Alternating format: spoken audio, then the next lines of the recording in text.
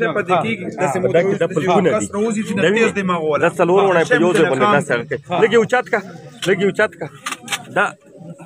دا هغه نه دي سر دا به لاندې یو فوټ خاک شي بیا په دا کې دلته سوري دي په دې کې به موږ رسۍ اچوو دا به داسې راښکل شي. نو په دې کې چې ماشوم ګیر شي سره د مالبې به انشاءالله راخېږي.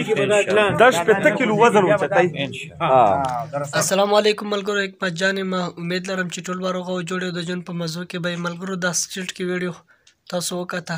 دا نوې مشینګري د یحیی ماشوم دپاره یو ملګري راوړه.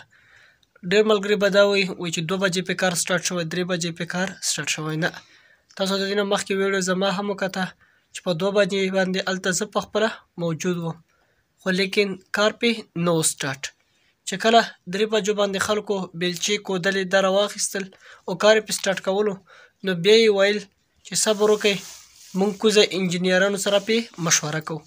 10 کسه یې ورغل رینګ روډ له چې هلته پې مشوره وکړي چې یاره په کومې طریقې سره به یې راخېجو. چې کله هغه کس راغلو نو هلته دا مشوره وشوه چې 6 بجې وې ماښام کار پې سټارټ کړو. خو چې کله 6 بجې شوې نو بیا یې وویل چې سبا 12 بجې وې پې مونږ کار سټارټ کوو. نو داسې لیټ کولو دی څه وجې لیټ کولو دی د دې وجې لیټ کولو چې کوم د دې ماشوم کور والا د والد صاحب دی چې دا غم چې کوم دی دا لږ په کرار کړی شي او لږ کم کړی شي. نو ملګرو دا اوسنۍ نیو ویډیو ده، د دې دا خبر را سره واورئ بیا ګپ شپ لګوو. هیڅ خبره نشته MNA او MPA چې کومه هغه وکړي بس هغه به محترمه وي، کیدای شي د دنه مضبوطه وي او رسول په باندې دنه ډېر مطمئن وي، موږ هم پې مطمئن.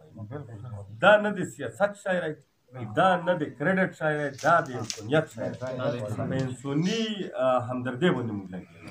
ملګرو تاسو دا خبرې هم واورېدې چې دا به اوس بیا کوم MNA MPA دو سره به بیا پې مشورې کوي چې څو پورې د MNA MPA دغه کور والا اجازت نه ورکړې نو کار پې نه سټارټ کوي.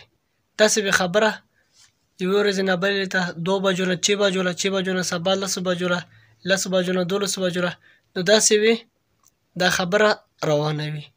خو ډېرو ملګرو دا وویل وایي چې دا که چیرې موږ راخېجو نو داسې نه چې موږ سره نور خراب کړی شي. نو دا مشورې کوزه په رینګ روډ کې کوله هغه کوم انجینیران چې دي چیرې که دا موږ راخېجو داسې نه چې نور را سره خراب شي.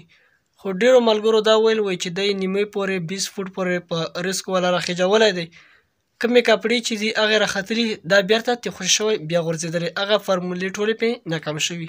اوس یې دا مشین ورته راوړه، مشینګري ورته راوړه او سبا یې بیا 12 بجې پې بیا کار سټارټ کوي.